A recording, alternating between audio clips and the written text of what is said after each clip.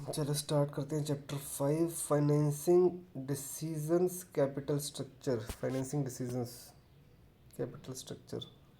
Okay, total pages हैं इसके 76।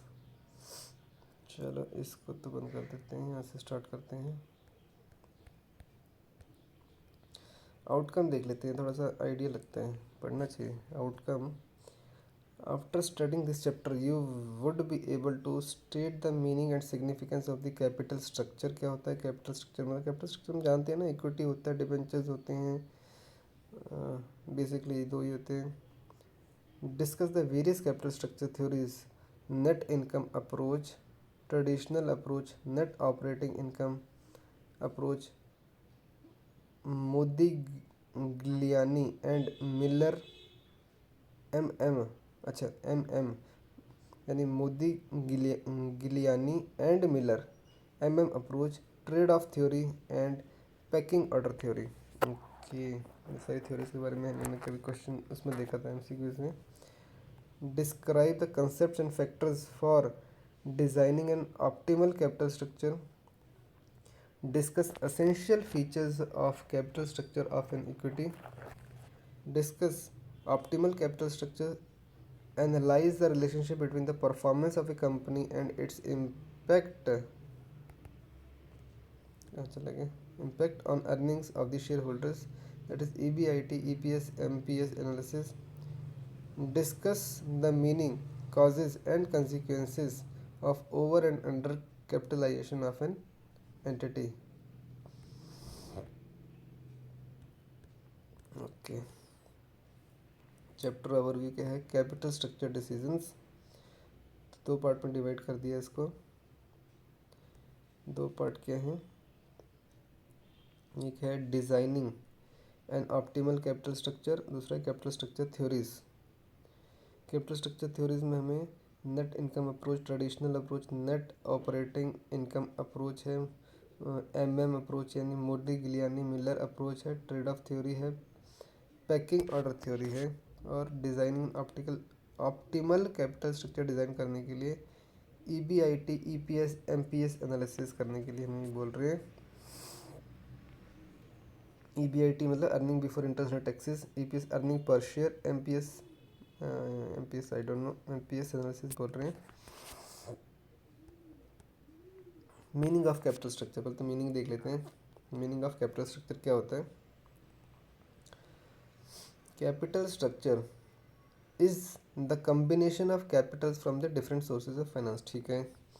The capital of a company consist of equity share holders funds, preference share capital and long term external debts. Clear है? The sources and the quantum of capital is decided keeping in mind the following factors. पहला तो क्या है? Control: capital structure should be designed in such a manner that the existing share holders continue to hold majority stake. ठीक है, जो existing share holders continue to hold the majority of the stake.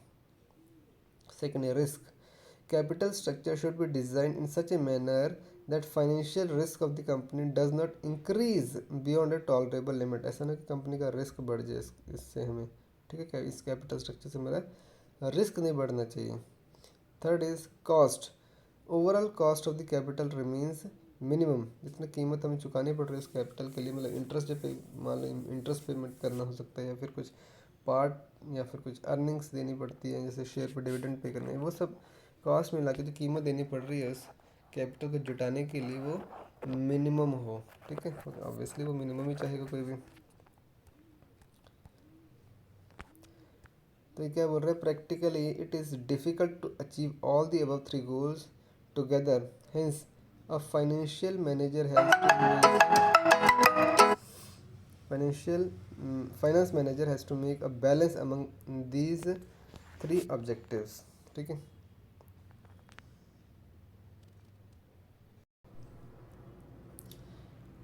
However, the objective of company is to maximize the value of the company, and it is prime objective while deciding the optimal capital structure. Capital structure decision refers to deciding the form of financing, which sources to be tapped, their actual requirements, amount to be funded, and their relative proportions mix, that is relative proportion mix in total capitalization. So value of the firm is equal to earning before interest and taxes divided by the overall cost of capital divided by लिखा है weighted average cost of the capital, या फिर इसका मतलब इसी तो नहीं है, overall cost of the capital और weighted average cost of capital, ये भी हो सकता है, और के लिए इसको लिखना चाहिए था और। Okay, K O is equal to cost of debt into the weight of debt plus cost of equity into weight of equity, cost of equity into weight of equity, cost of debt into weight of debt. K O की बात करें तो एक और लिखा है के D into के डी क्या है हमारा, कॉस्ट ऑफ डेट होगा into D divided by D plus S plus K E into S divided by D plus S. अभी इसके टर्मिनोलॉजी देख लेते हैं। K O is the weighted average cost of capital, K O क्या है हमारा, weighted average cost of capital. K D is the cost of debt, D is the market value of the debt, D यहाँ पर क्या use हो रहा है, market value of the debt. S is the market value of equity, share, S से share लिखे होगा शायद, इक्विटी मतलब market value of the equity, and K is the cost of equity, इसकी क्या इक्विटी की क्या कीमत है, इक्विटी, ठीक है। Market value D debt, S से इक्विटी या फिर ई से इक्विटी भी लिख सकते थे।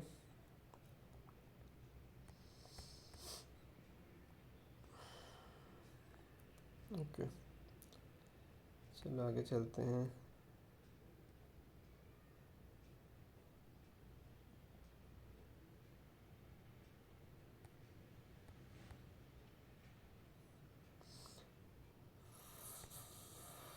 Capital budgeting decisions, replacement, modernisation, expansion, diversification, यहाँ पर हमें ज़रूरत पड़ती है कैपिटल बजटिंग की। नीड टू रेज फंड, ठीक है, इंटरनल हो सकते हैं, डेट हो सकती है, एक्सटर्नल इक्विटी हो सकती है, ये बता रहे हैं हमें क्यों चाहिए, वाई, और ये बता रहे हैं हमें कहाँ से मिलेंगे, वेयर, ठीक है। उसके बाद है कैपिटल स्ट्रक्चर डिसीजन की बातें आती हैं। डिज़ायर्ड डेट इक्विटी मिक्स कितना है, एग्जिस्टिंग कैपिटल स्ट्रक्चर क्या है, पे आउट पॉलिसी क्या है हमारी, ठीक है, पेमेंट कैसे करनी, कैसे चुकाना है इसको। तो उसकी बातें हम करेंगे। Effect of return, effect of risk, effect on the cost of capital पे क्या इफ़ेक्ट पड़ेगा, ठीक है। ऑप्टिमम कैपिटल स्ट्रक्चर क्या रहेगी और वैल्यू ऑफ द फर्म क्या होगी, ठीक है। ये है हमारे फाइनेंसिंग डिसीजन प्रोसेस में ये स्टेप्स रहते हैं। कैपिटल स्ट्रक्चर थ्योरीज, अब बहुत सारी थ्योरीज हैं। The following approaches explain the relationship between the cost of capital, capital structure and value of the firm. Capital structure theories क्या क्या हैं, कैपिटल स्ट्रक्चर रेलेवेंस थ्योरी, जिसमें आता है 3 तरह की, net income approach, traditional approach और एमएम अप्रोच।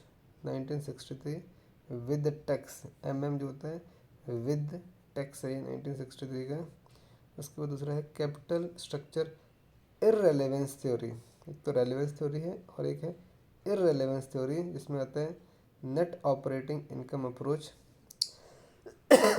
NOI जिसे कहते हैं, नेट ऑपरेटिंग इनकम अप्रोच। और दूसरी है Modigliani and Miller MM approach 1958 without tax, ठीक है। इररेलेवेंस है तो विदाउट टैक्स है, इररेलेवेंस देखो, इररेलेवेंस विदाउट टैक्स की बातें हो रही हैं, और रेलेवेंस अगर थ्योरी है तो वहाँ पर विद टैक्स की बात हो रही है, क्योंकि आप ये समझ लो कि ये रेलेवेंट है, इररेलेवेंस नहीं हो सकते, इररेलेवेंट टैक्स के बिना तो मुश्किल है, इररेलेवेंस ही है। तो इररेलेवेंस में क्या क्या है, नेट ऑपरेटिंग इनकम अप्रोच, और दूसरा क्या है हमारा, दूसरा है मोडिग्लानी MM अप्रोच 1958 विदाउट टैक्स, ठीक है। और रेलेवेंस थ्योरी में क्या आता है, net income approach, traditional approach और MM अप्रोच विद टैक्स, ठीक है, 3 आती हैं, याद रहेगी, ठीक है। थ्योरी थोड़ी देनी है, MCQs है ना, हो जाएगा, MCQs करेंगे वो सब।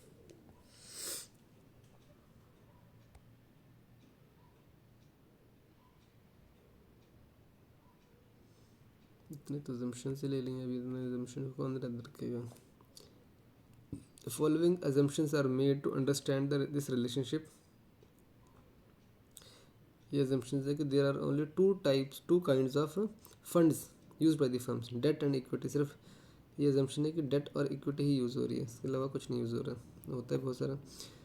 Total assets of the firm are given. The degree of leverage can be changed by selling the debt to purchase shares or selling shares to retire debt.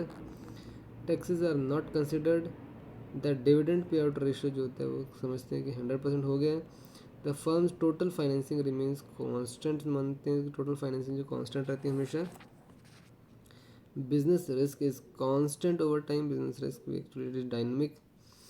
The firm has perpetual life, हमेशा चलती रहती है firm, ऐसा समझते हैं. ठीक है, okay भैया, सिंपल ही थी वैसे तो.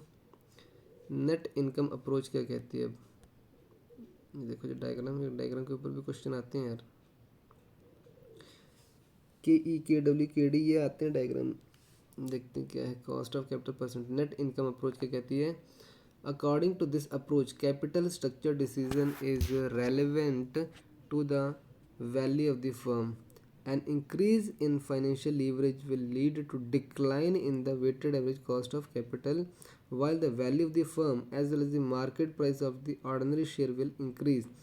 Conversely, a decrease in the leverage will cause an increase in the overall cost of capital and as a consequent decline in the value as well as the market price of the equity share. तो यहाँ पे दे रखा है हमारा.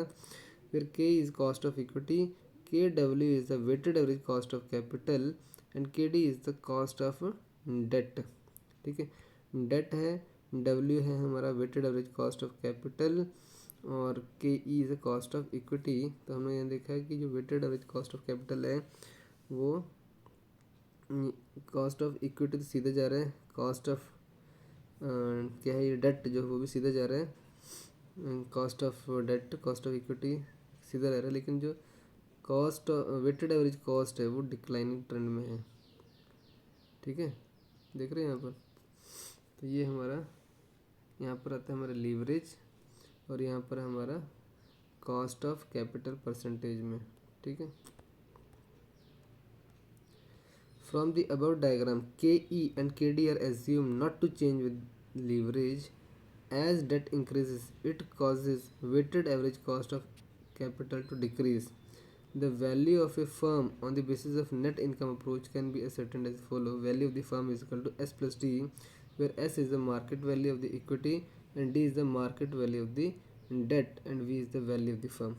The value of the firm is equal to market price of the equity plus market value of the debt. तो ये हमारा है वैल्यू ऑफ द फर्म मानते हैं समय.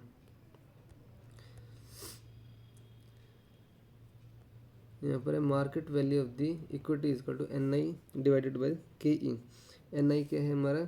NI is the earning available for equity share holders divided by the KE यानी equity capitalization rate. Equity capitalization rate यहाँ पर है ये. तो वो market value of the equity हमारा यहाँ पर NI डिवाइडेड बाई KE है.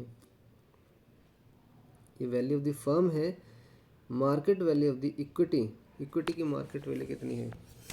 इक्विटी की अभी मार्केट वैल्यू कितनी है यानी earning available for equity share holder कितने हैं divided by the equity capitalization rate कितना है, इतने निकलेगी market value of the equity. Okay,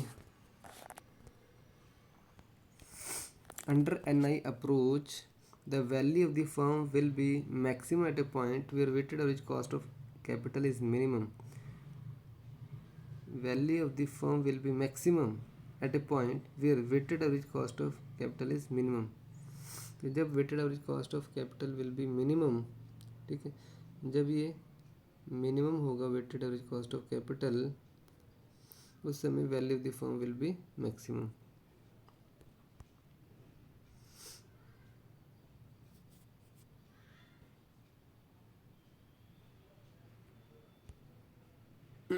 Okay.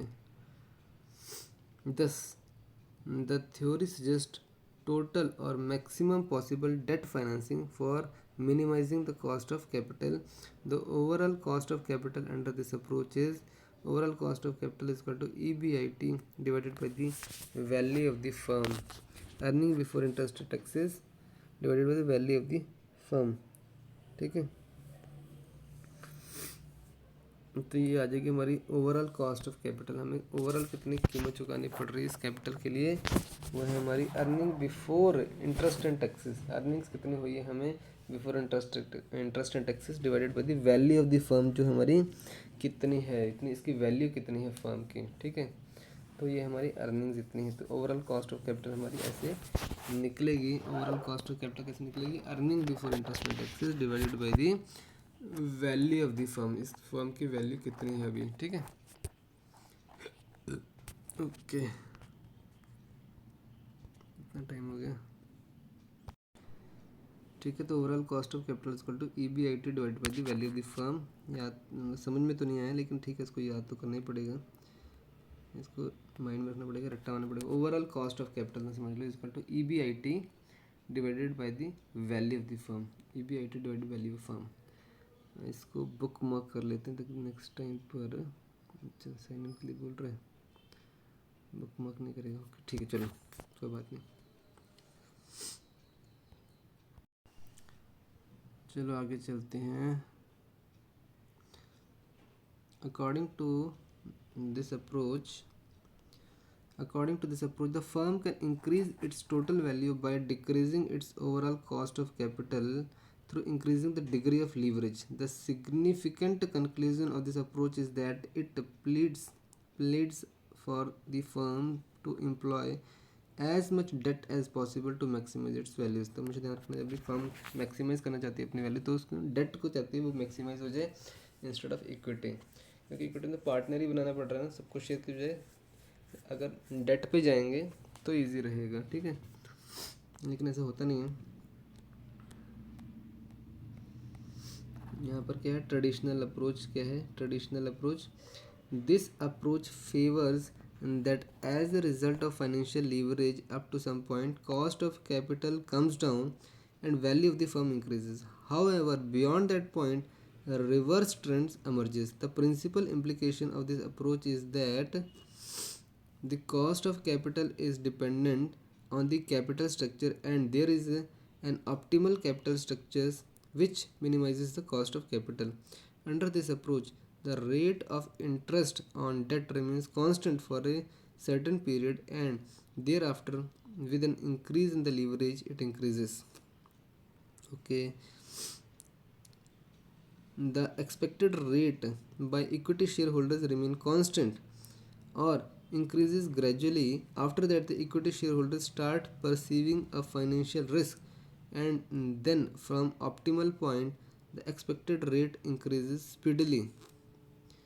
As a result of the activity of a rate of interest and expected rate of return, the weighted average cost of capital WACC first decreases and then increases. The lowest point of the curve is optimal capital structure. Degree of leverage, the lowest point जो यहाँ पर है वो है हमारा optimal structure में। तो ये है हमारा KE, ये है हमारा KW वेटेड एवरेज, और ये KD और KE और KD तो एक साथ ही चल रहे हैं, लेकिन KW जो है पहले नीचे आते हैं फिर बढ़ते हैं। Weighted average cost of capital पहले कम होती रहती है फिर बढ़ती है, तो जो मिनिमम होता है जब वही हमारे ऑप्टिमल होता है। ठीक है, समझे बात? नहीं समझे? ऐसे ही बोला भैया। चलो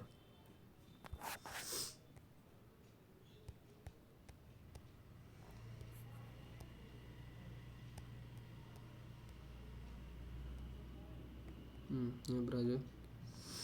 net operating income approach. Net operating income means earning before interest and tax, EBIT। Net operating income क्या है हमारी? Earning before interest and taxes. According to this approach, capital structure decisions of a firm are irrelevant. Any change in the leverage will not lead to any change in the total value of the firm and the market price of the shares, as the overall cost of capital is independent of the degree of leverage. As a result, the division between the debt and equity is irrelevant. ठीक है, ये है हमारी net operating income approach. As per this approach, an increase in the use of debt, which is apparently cheaper, is offset by the increase in the equity capitalization rate. This happens because equity investors seek higher compensation as they are opposed to the greater risk due to the existence of the fixed return securities of the capital structure. तो यहाँ पर देखो के W weighted average constant बोल रहे हैं, के D यानी डेट वाले भी कांस्टेंट है, लेकिन इक्विटी वाले जो कह रहे हैं वो कहते हैं इंक्रीज होता रह रहा है. कॉस्ट ऑफ इक्विटी जो है वो है इंक्रीज होता जा रहा है. ठीक है, तो ये एजम्पशन इसकी है. यहाँ पर तो हमेशा लीवरेज ही है और यहाँ पर कॉस्ट ऑफ कैपिटल है हमारा वाई एक्सिस में कॉस्ट ऑफ कैपिटल. तो के ई जो है बेसिकली के ई इंक्रीज होता जा रहा है. के डब्ल्यू जो है हमारा inverted average cost of capital भी फिक्स है और डेट वाला भी फिक्स है, लेकिन ई जो है तो वो इंक्रीज होता जा रहा है.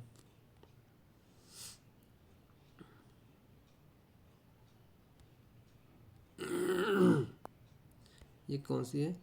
ये है नेट ऑपरेटिंग इनकम अप्रोच. ठीक है, नेट ऑपरेटिंग इनकम अप्रोच. आगे चलते हैं.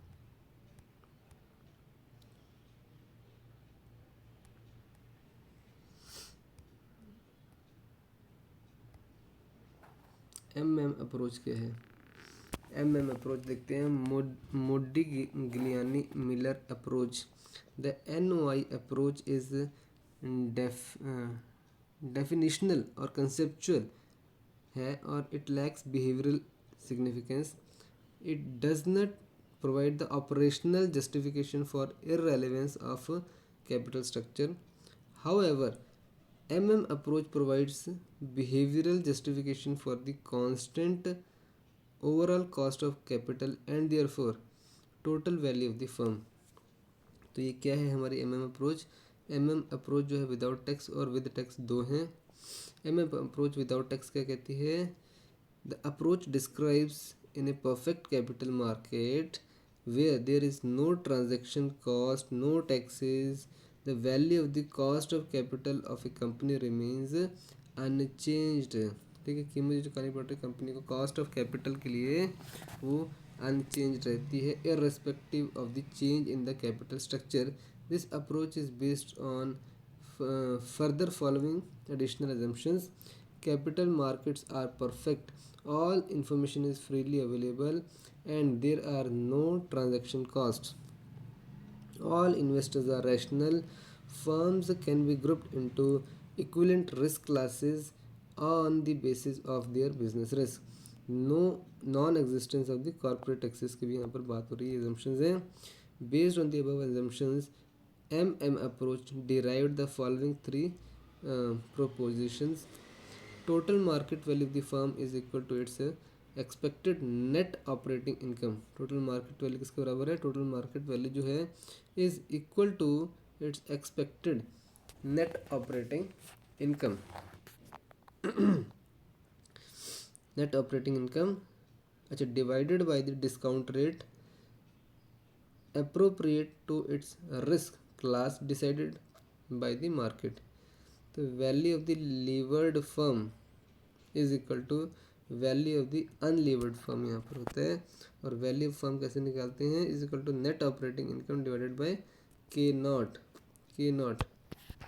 ठीक है, cost of capital. A firm having debt in its capital structure is a higher cost of capital than an unlevered firm. The cost of equity will include risk premium for the financial risk. The cost of equity in a levered firm is determined as follows. KE is equal to K naught plus bracket K naught minus KD into debt divided by equity. याद रहेगा formula ये. K is equal to K naught plus K naught minus KD into debt divided by equity.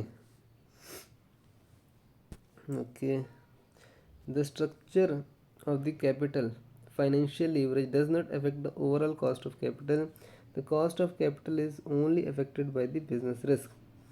तो ये भी same ही है, यहाँ पर के डब्ल्यू एंड के डी तो फिक्स रखे हैं. के ई जो है हमारा क्या हो रहा है, के ई हमारा इंक्रीज हो रहा है. It is evident from the above diagram that the average cost of capital is constant and is not affected by the leverage.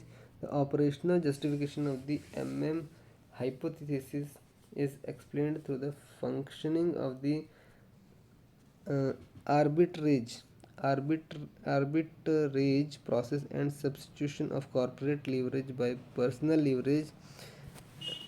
Arbitrage refers to buying assets or security at lower price in one market and selling it at higher price in the another market. As a result, equilibrium is attained in different markets.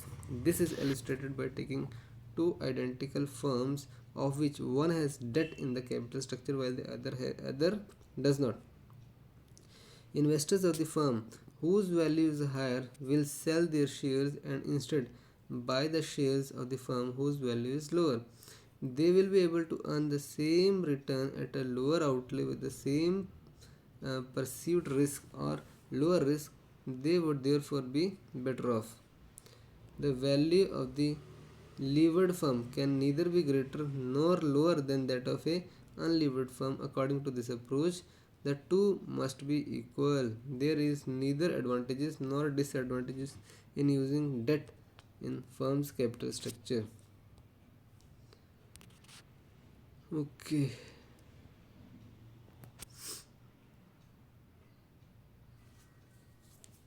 Shortcomings का इस approach की is that this suggested arbitrage process will fail to work because of imperfections in the capital market, existence of the transaction cost and presence of the corporate income taxes.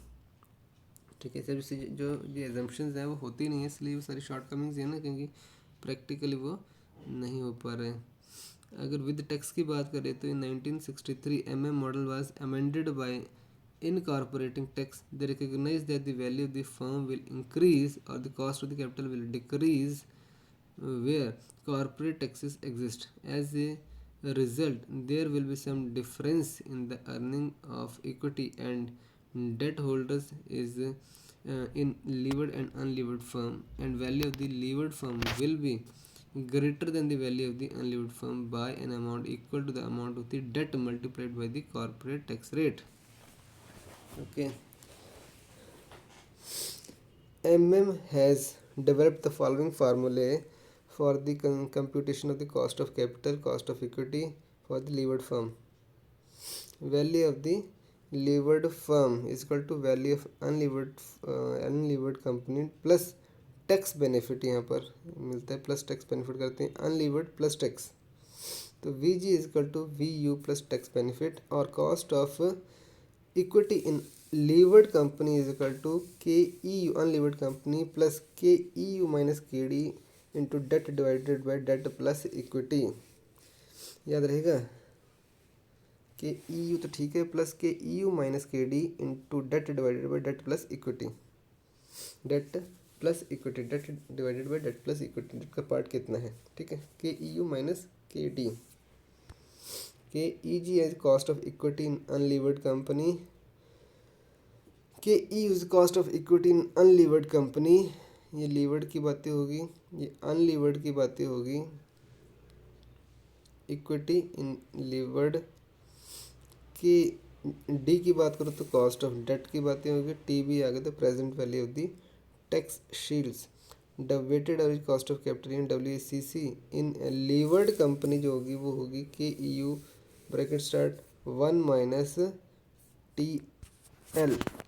ठीक है, तो K E U 1 minus T L ये होगी weighted average cost of capital in levered company. ठीक है, levered company की बातें हो रही हैं यहाँ पर, अनलीवर्ड की नहीं. लीवर्ड कंपनी में ये होगी K E U bracket start 1 minus T L, फिर के ओ जी जो है हमारा यहाँ पर वो है weighted average cost of capital of levered company. K E cost of equity in unlevered company, और टी टैक्स रेट है, और एल जो है हमारा वो है debt divided by debt plus equity. L क्या हमारा debt divided by debt plus equity, यहाँ पर यही देखो debt divided by debt plus equity, यहाँ पर एल कर दिया उसको, ठीक है। अच्छा लगे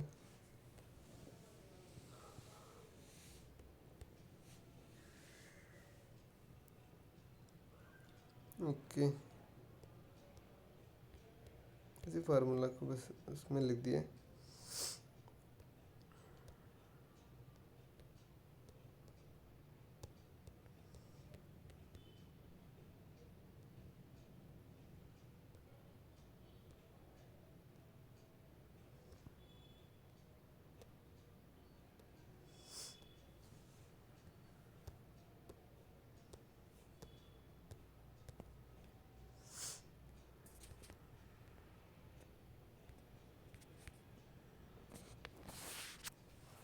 ट्रेड ऑफ थ्योरी आ गया हमारे पास।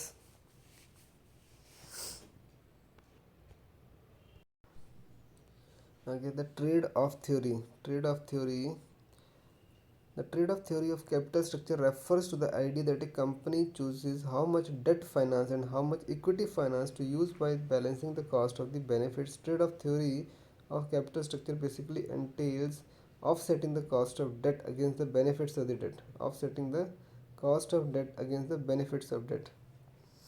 ऑफसेट करती है कीमत कितनी चुकानी पड़ रही है डेट की उसके बेनिफिट के साथ, ठीक है। ये है trade off theory, okay. Trade-off theory of the capital structure primarily deals with the two concepts: cost of financial distress and agency cost. An important purpose of the trade-off theory of capital structure is to explain the fact that corporations usually are financed partly with debt and partly with the equity. It states that there is an advantage to financing with the debt, the tax benefits of the debt, and there is a cost of financing with the debt, that cost of financial distress, including bankruptcy cost of debt and non-bankruptcy cost. Example: staff leaving, suppliers demanding disadvantageous payment terms, bond holders, stockholders in fighting, etc. The marginal benefits of the further increases in debt declines as debt increases, while the marginal cost increases. So there is a firm, so that a firm that is optimizing its overall value will focus on this trade-off when choosing how much debt and equity to use for financing. कुछ भी समझ में आया है? इधर read out ही किया है। Okay चलो,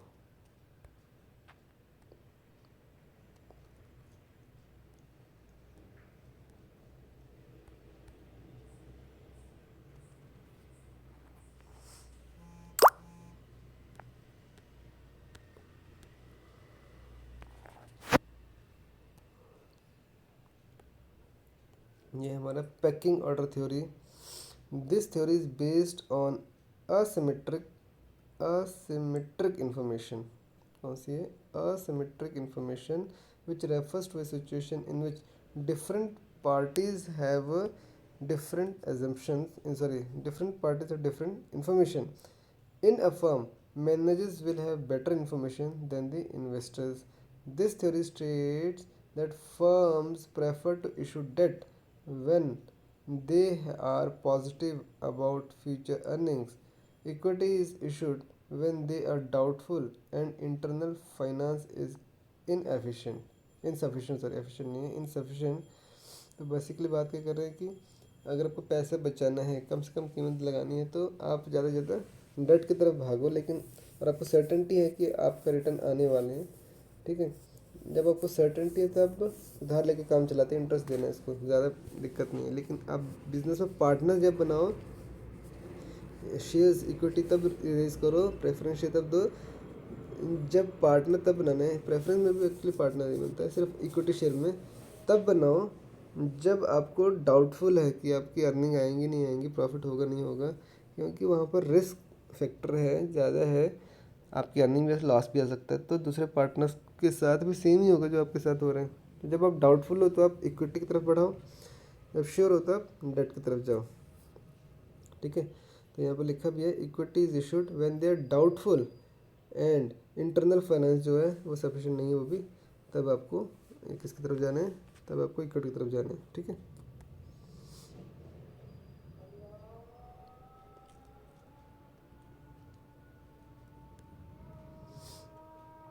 ये है managers may issue new equity share as last option.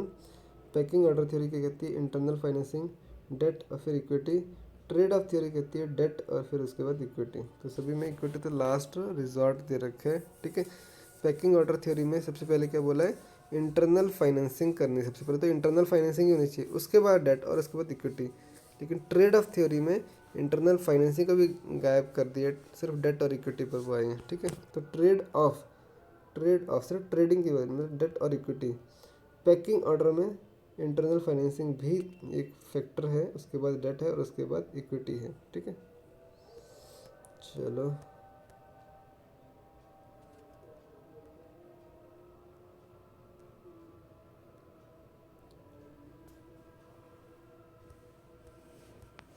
देख लेते हैं, डायग्राम देख लेते हैं।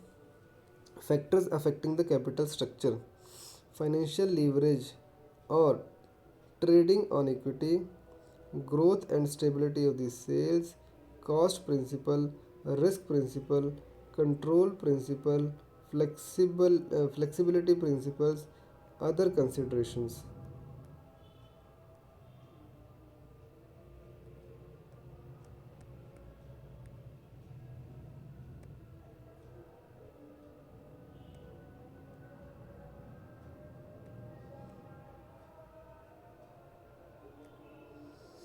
नींद आ रही है? ओके, ऑप्टिमल कैपिटल स्ट्रक्चर क्या है? Objective of financial management is to maximize the wealth. Objective क्या है फाइनेंशियल मैनेजमेंट का? Is to maximize the wealth. ये तो क्लियर आपको सबको? यस, मैक्सिमाइज वेल्थ है हमारा फाइनेंशियल मैनेजमेंट का purpose. Therefore, one should choose a capital structure which maximizes the wealth, जो maximize कर रहा है wealth को। For the purpose the following analysis should be done: EBIT, EPS, MPS analysis करने हैं। Choose a capital structure which maximizes the market price per share. For that, start with the same EBIT for all the capital structures and calculate the EPS. Thereafter, either multiply EPS by a price earning ratio or divide its cost of equity to arrive at MPS. Indifference point analysis क्या होता है? In above analysis, we have considered value at a given EBIT only. What will happen if EBIT changes? Will it change your decision also? To answer this question, you can do indifference point analysis. तो इसके लिए क्या कर सकते हैं हम? Indifference point analysis हम करते हैं। ठीक है, फाइनेंशियल ब्रेक इवन पॉइंट जैसे कहते हैं, with change in the capital structure financial risk also changes, though this risk has already been considered in the PE ratio और in the cost of equity in point one above, but one may calculate and consider it separately also by calculating the financial break-even point. EBIT, EPS, MPS analysis, the relationship between the EBIT, EPS, MPS. The basic objective of financial management is to design an appropriate capital structures which can provide the highest wealth, highest MPS, which in turn depends upon the EPS. Given a level of EBIT, EPS will be different under different financing mix depending upon the extent of debt financing. The effect of leverage on the EPS emerges because of the existence of a fixed financial charge, that is interest on debt, financial fixed dividend on preference share capital. The effect of fixed financial charge on the EPS depends upon the relationship between the rate of return on assets and the rate of fixed charges. If the rate of return on assets is higher than the cost of financing, then the increasing use of fixed charge financing, that is debt, and preferential capital will result in increase in the earning per share. This situation is also known as favorable financial leverage or trading on equity. On the other hand, if the rate of return on the assets is less than the cost of financing, rate of return जो rate of return on assets आ रहा है वो कम आ रहा है अगर कॉस्ट ऑफ फाइनेंसिंग से, then the effect may be negative and therefore the increasing use of debt and preference share capital may reduce the EPS of the firm.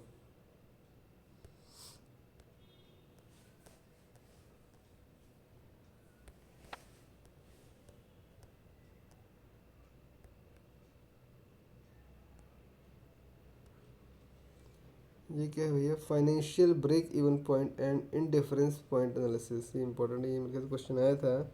Indifference point, financial break even point, तो equity यहाँ से start हुई ऐसे गई, date यहाँ से start हुई ऐसे गई, तो इसके बीच का जो पॉइंट आता है उसे कहते हैं earning before interest and taxes, और ये जो पॉइंट यहाँ मिलता है उसे कहते हैं ब्रेक इवन पॉइंट। क्या कहते हैं उसे? Indifference point, break even point and indifference point analysis. तो इसको बीच वाले को क्या कहते हैं? Indifference point. Financial break even point is the minimum level of the EBIT needed to satisfy all the fixed financial charges, that is the interest and the preference dividend. It denotes the level of EBIT for which a company's EPS equals to 0, जहाँ पर EPS जो है वो zero हो जाता है। ठीक है, EPS जहाँ पर ज़ीरो हो जाता है उस पॉइंट को कहते हैं, क्या कहते हैं? It denotes the level of EBIT earning before interest taxes for which the companies EPS earning per share जो ज़ीरो हो गया। पहले तो नेगेटिव में चलता है क्योंकि बहुत सारा कैपिटल कॉस्ट ऑफ कैपिटल चुकानी पड़ रही है, धीरे धीरे अर्निंग बढ़ती है, तो एक ऐसा लेवल आता है जब आपका जो कैपिटल के साथ अर्निंग और कॉस्ट ऑफ कैपिटल है वो बराबर हो जाती है। अल्टीमेटली उसे कहते हैं ब्रेक इवन। जब वो अर्निंग बढ़ना शुरू हो जाए उस कॉस्ट ऑफ कैपिटल से, तब आपको प्रॉफिट मिलना शुरू होगा। ठीक है, the financial break even point can be calculated as financial break even point is equal to interest plus preference dividend divided by 1 minus tax rate। Preference dividend कितने हैं? Divided by 1 minus tax rate, ऐसे calculate करते हैं, याद रहेगा ये। Financial break even point is equal to interest plus preference dividend divided by 1 minus tax rate, divided by 1 minus tax rate, ये हमारा बनेगा financial break even point. Important है। इसमें देखो इक्विटी नीचे की तरफ रहती है, डेट ऐसे जा रहा है, तो जहाँ पर जुड़ा है वो होता है इनडिफरेंस पॉइंट। ठीक है, डेट पर, इक्विटी यहाँ पर है। तो financial break even point is equal to interest plus preference dividend divided by 1 minus tax rate. Preference dividend divided by 1 minus tax rate, preference dividend divided by 1 minus tax rate.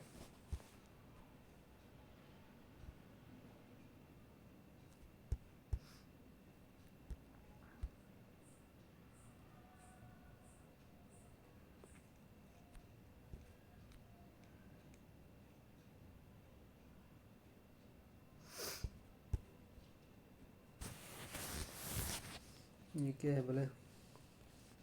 No indifference point if after tax cost of the source other than the equity share is not seen under both plans, then there will be no indifference point between the two, because one plan will be better than the other at all levels of EBIT. For example, if two plans have the equity shares of 1 lakh each, plan 1 has 10% debentures and 50,000 and 10% debentures of rupees 50,000, while plan 2 has 8% term loan of 50,000, then plan A will be better than the plan 1. Plan 2 will be better than the plan 1 at any level of EBIT, and there will be no indifference point. पता नहीं रे बाबा।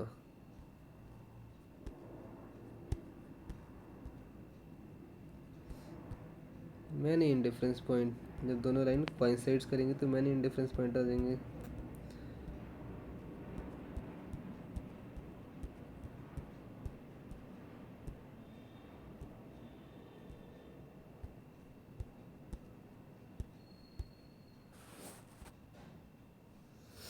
Okay, ये क्या है? Over capitalisation. कितना time हो गया? 45 minutes. Page कितने? 45। Over capitalization and under capitalization. Over capitalization क्या होता है? It is a situation where a firm has more capital than it needs, जिसे कहते हैं ओवर कैपिटलाइजेशन कर लिया। It has more capital than it needs. In other words, assets are worth less than its issued share capitals and earnings are insufficient to pay the dividend and interest. This situation mainly arises when the existing capital is not effectively utilized on account of fall in earning capacity of the company while company has raised funds more than its requirement. The chief sign of overcapitalization is the fall in the payment of dividend and interest leading to fall in the value of the shares of the company। ठीक है, जितनी कीमत उसको चुकानी है वो चुका नहीं पा रहे हैं। उस कैपिटल जो है, कैपिटल तो ज़्यादा है, इतना ज़रूरत नहीं था, ले लिए हैं, उसके लिए ज़्यादा कीमत चुकानी पड़ रही है। ठीक है, तो fall in the value of the shares आ जाएगी इससे। Causes of the over capitalisation. Over capitalisation arises due to the following reasons: raising more money through issue of shares or debentures than the company can employ profitably, borrowing huge amount at higher rate, borrow कर लिया huge amounts at a higher rate than the rate at which company can earn, हमने earn नहीं कर सकते तो उससे ज़्यादा पे उसने बोरो कर लिया। Excessive payment for the acquisition of fictitious assets such as goodwill etcetera. ठीक है, गुडविल को ज़्यादा खर्चा कर दिया। Improper provision for depreciation, replacement of the assets and distribution of the dividends at higher rate. Provision जो है इम्प्रॉपर हैं, किसके लिए? डेप्रिसिएशन के लिए, रिप्लेसमेंट ऑफ एसेट्स के लिए, and distribution of dividends at a higher rate. ठीक है, प्रोविजंस भी प्रॉपर नहीं रखी हैं उसने। ठीक है, डेप्रिसिएशन की प्रोविजंस, रिप्लेसमेंट करने टाइमली, डिस्ट्रीब्यूशन ऑफ डिविडेंड भी कर रहे हैं, हाई रेट भी कर रहे हैं। Wrong estimation of the earnings and capitalisation, estimate ही कम लगाया कि अर्निंग हमारी इतनी होगी। ठीक है, उसने लगाया तो 50 होगी, अर्निंग हो 10 की है। ठीक है, तो वो रॉन्ग एस्टिमेशन लगा दिए। Consequences of the over capitalization क्या है? Over capitalization result in the following consequences: considerable reduction in the rate of dividend and interest payments. ठीक है, रेट ऑफ डिविडेंड जो है रिडक्शन हो रही है, इंटरेस्ट पेमेंट भी कम हो रही है। इंटरेस्ट तो पेमेंट करना ही करना पड़ेगा, इंटरेस्ट की पेमेंट तो करनी पड़ेंगी, कर नहीं पा रहे। लेकिन reduction in the market price of the shares, market price का शेयर गिरता जा रहा है, मार्केट पर शेयर का प्राइस गिरता जा रहा है। रिसॉर्टिंग टू विंडो ड्रेसिंग, अभी क्या होता है पता नहीं। Some companies may opt for reorganization. However, sometimes the matter may get worse and the company may go into liquidation. Finally बंद ही हो जाती है वो। रेमेडीज भी हैं कुछ ओवर कैपिटलाइजेशन के लिए। Following steps may be adopted to avoid the negative consequences of the over capitalization. Company should go for thorough reorganization, buy back of the shares कर सकते हैं, reduction in the claim of the debenture holders and creditors, reduction कर सकते हैं debenture holders जो हैं उनके claim में। Value of the shares may be reduced, this will result in sufficient funds for the company to carry out the replacement of the assets कर सकते हैं। ठीक है,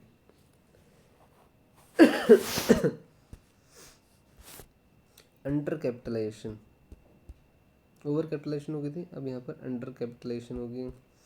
अंडर कैपिटलाइजेशन में क्या हो रहा है? It is just the reverse of the over capitalization. ठीक है, कंसिक्वेंसेज क्या हैं अंडर कैपिटलाइजेशन के? Dividend rate will be higher in comparison to similarly situated companies. Dividend rate जो है ज़्यादा, उनको प्रॉफिट, ज़्यादा प्रॉफिट दे रहे हैं लोगों को। ठीक है, अंडर कैपिटलाइजेशन हो रखी है, कैपिटल कम एम्प्लॉय किए हुए हैं, जबकि उसका प्रॉफिट ज़्यादा चल रहा है, तो ज़्यादा कैपिटल होना चाहिए, मतलब एक ऑप्टिमम लेवल पे चलना चाहिए। ठीक है, market value the shares will be higher than the value the shares of the similar companies because their earning rate being considerably more than the prevailing rate of such securities real value of the shares will be higher than their book values. Effects of the under capitalization क्या है? Under capitalization is the following effects. It encourages the acute competition. High profitability encourages new entrepreneurs to come into the same types of the business. High rate of dividend encourages the workers' unions to demand high wages. Normally, common people, consumers start feeling that they are being exploited. Management may resort to manipulate of the share values. ठीक है, तो management क्या कर सकते हैं? Manipulate करना शुरू कर सकते हैं. Invite more government control and regulations on the company and higher taxation also. जो जितना प्रॉफिट आ रहा है भैया ज़्यादा टैक्स लगाओ इसके ऊपर. Remedies for the under capitalization क्या है? Following steps may be adopted to avoid the negative consequences of the undercapitalization. The share of the company should be split up. This will reduce the dividend per share, though EPS will remain unchanged. Issue of the bonus share. Issue of bonus share is the most appropriate measure, as this will reduce both dividend per share and the average rate of earning. By revising upward the par value of the shares in exchange of the existing share held by them. By upward revising upward the par value of the share in exchange of the existing shares held by them. Overcapitalization vis-a-vis undercapitalization. From the above discussion, it can be said that both overcapitalization and undercapitalization are not good. However, overcapitalization is more dangerous to the company, shareholders, and the society than undercapitalization.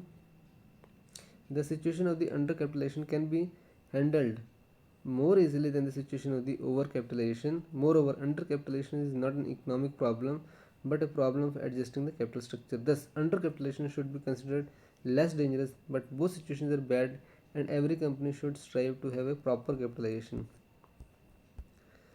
Okay, भैया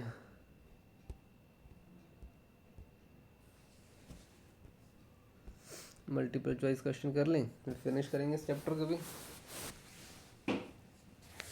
okay, बोल लेते हैं जरा कितने MCQs हैं इसके.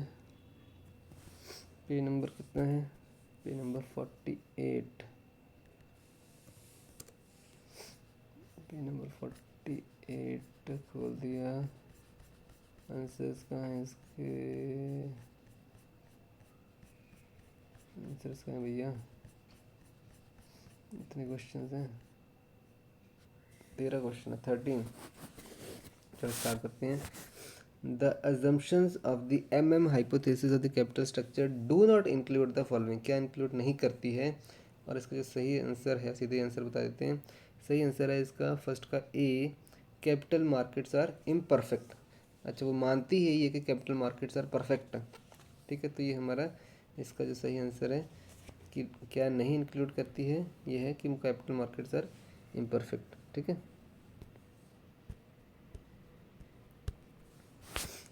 Which of the following is irrelevant for the optimal capital structure? को irrelevant है? Flexibility, solvency, liquidity या control? Which of the following is irrelevant for the optimal capital structure? ये है हमारी भैया optimal capital structure ये है. तो किसकी बातें होंगी यहाँ पर? सेकंड का आंसर है बी, सोल्वेंसी. इररेलेवेंट है. सॉल्वेंसी की बातें इररेलेवेंट है यहाँ पर. जब ऑप्टिमल कैपिटल स्ट्रक्चर की बातें हो रही हैं तो सॉल्वेंसी इररेलेवेंट है. फ्लेक्सिबिलिटी की बातें हो रही हैं, लिक्विडिटी की बातें, कंट्रोल की बातें होंगी, लेकिन सॉल्वेंसी का लेना देना नहीं है. ठीक है, जब ऑप्टिमल कैपिटल स्ट्रक्चर हो रही है तो. ठीक है, कैपिटल कहीं नहीं भाग रही है. सॉल्वेंसी होता है क्या? सॉल्वेंसी के बारे में मालूम है? सॉल्वेंसी क्या होता है खोल लेते हैं एक बार. तो सॉल्वेंसी का मतलब है यहाँ पर the possession of assets in excess of liabilities. ठीक है, एसेट्स ज़्यादा हैं लाइबिलिटी से, तो obviously they will be ability to pay once in debts. The company was confident. Example दे रखे, the company was confident that solvency could be maintained. मतलब assets उसके ज़्यादा रहेंगे हमेशा लाइबिलिटी से. तो which of the following is irrelevant for optimal capital structure? Solvency यहाँ पर इररेलेवेंट से बोला है. ठीक है, चलो आगे चलते हैं. Financial structure refers to. Financial structure किसको रेफर करता है? All financial resources, short term funds, long term funds या none of this. Financial structure किसको रेफर करता है? ऑल फाइनेंशियल रिसोर्सेज आना चाहिए ए, थर्ड का क्या है? A is correct. An EBIT EPS indifference analysis chart is used for EBIT EPS indifference analysis में इंडिफरेंस पॉइंट देखा था ना, ब्रेक इवन पॉइंट था उसके अंदर एक इंडिफरेंस पॉइंट कह रहे थे इसको।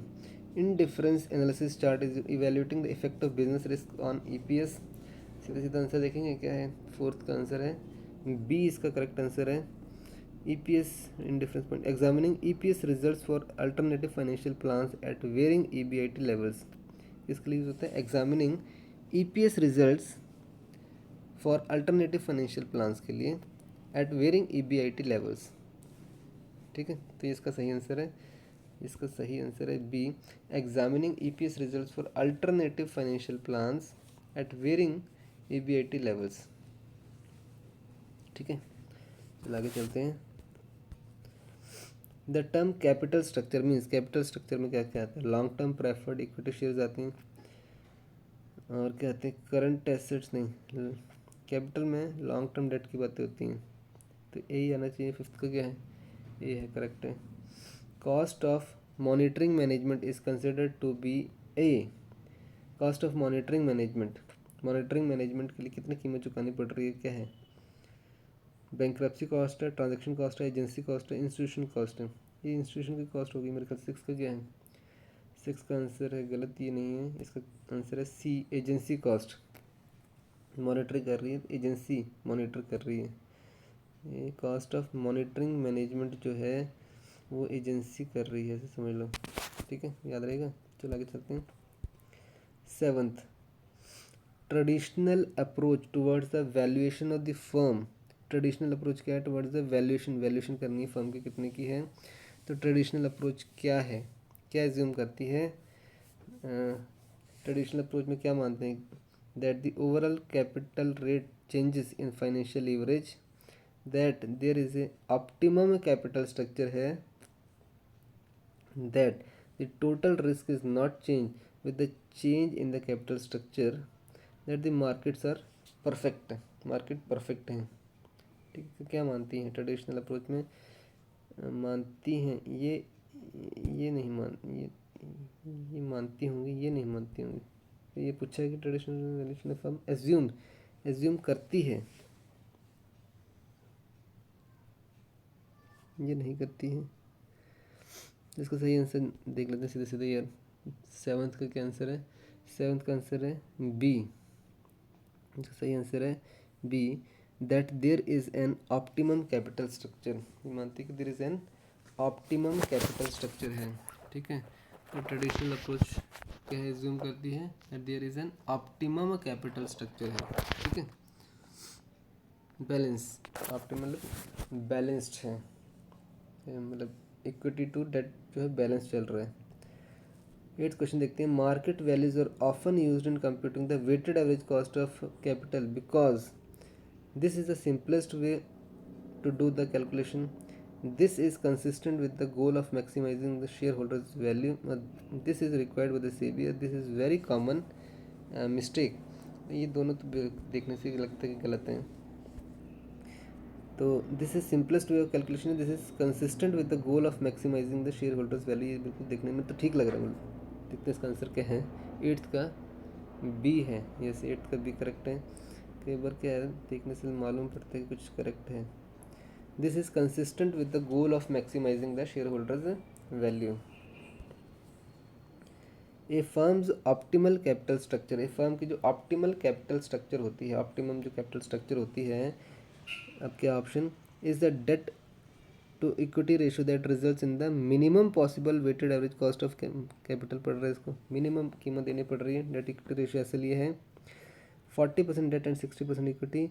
When the Studying.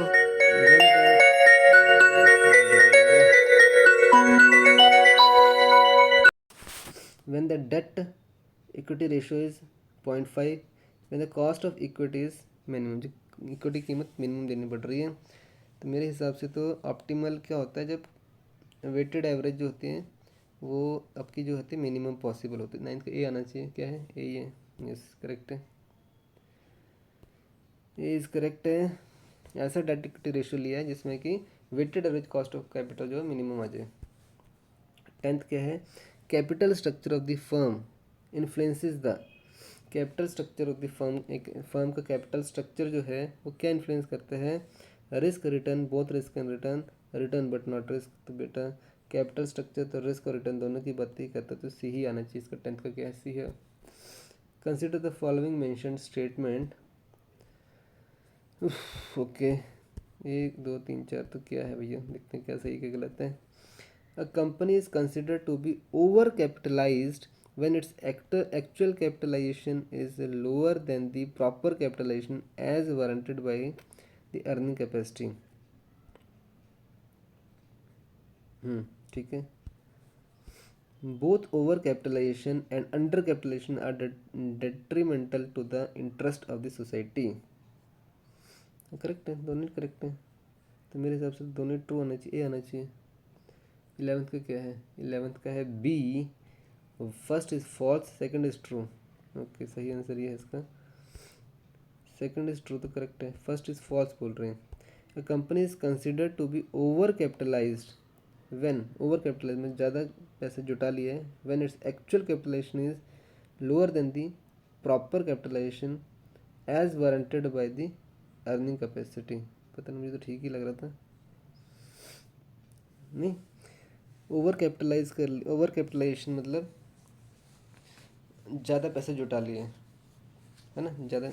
Actual capitalisation is जो लोअर, एक्चुअली उसको कैपिटलाइजेशन जो है वो कम है उसकी, ठीक है, एक्चुअली ज़रूरत कम ही थी उसको कैपिटल की, लेकिन ज़्यादा जुटा लिया तो उसके लिए ज़्यादा इंटरेस्ट पेमेंट करना पड़ेगा।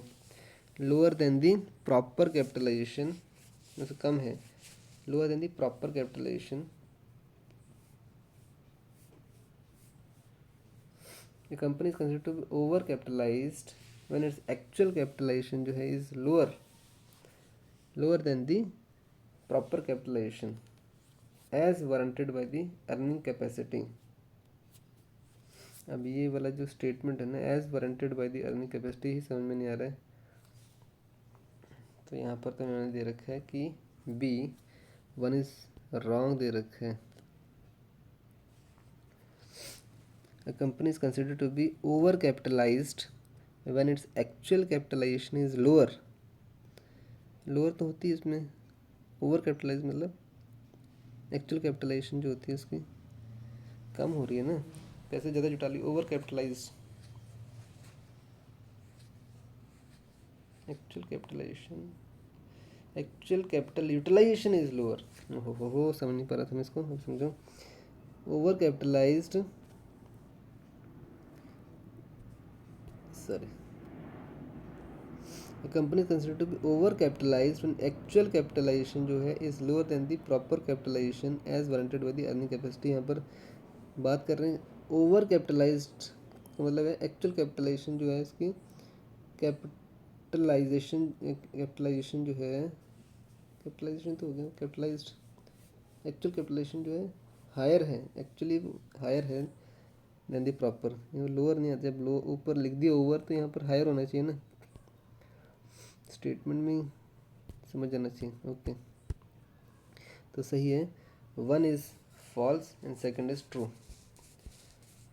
अ critical assumption of the net operating income approach to the valuation is, critical assumption क्या है नेट ऑपरेटिंग अप्रोच में, नेट ऑपरेटिंग इनकम इतनी है मेरे पास, ऑपरेटिंग इनकम भैया नेट मेरी इतनी ही है operating income.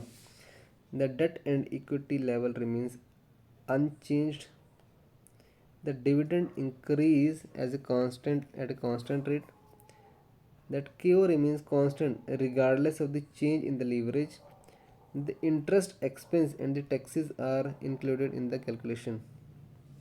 Net operating income, तो 12th का आंसर नहीं आता मुझे, इसका सी है इसका सही आंसर, सही आंसर जो है इसका है सी,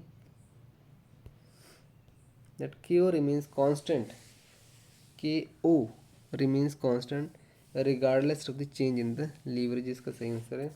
A critical assumptions of the net operating income approach to valuation is Q remains constant regardless of the change in the leverage. चलो आगे चलो. Which of the following steps may be adopted to avoid the negative consequences of the overcapitalization? की negative consequences avoid करने के लिए कौन से steps हमें लेने चाहिए? The shares of the company should be split up.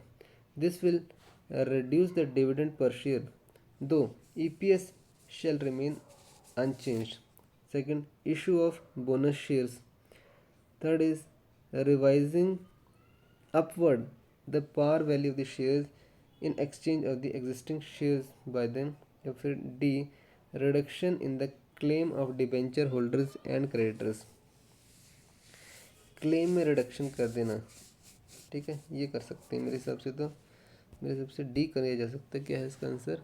13 का D is the correct answer. ठीक है, ये बाकी जो बातें हैं अंडर कैपिटलाइजेशन के लिए हो रही हैं. ठीक है, अंडर कैपिटलाइजेशन, ठीक है, कैपिटल कम लगाया हुआ है, इसके लिए ज़्यादा प्रॉफिट आ रहा है, ज़्यादा डिविडेंड दे रहे हैं, तो उसको रिड्यूस करना है. बोनस शेयर इशू कर दिया, स्प्लिट कर दिया, सारे सारी बातें अंडर कैपिटलाइजेशन के लिए हो रही हैं. ये है रिडक्शन द क्लेम. आपके पास पैसे ही कम है तो आप जो क्लेम है डिबेंचर होल्डर्स का उसको कम करेंगे. ठीक है, तो ये सही आंसर है इसका.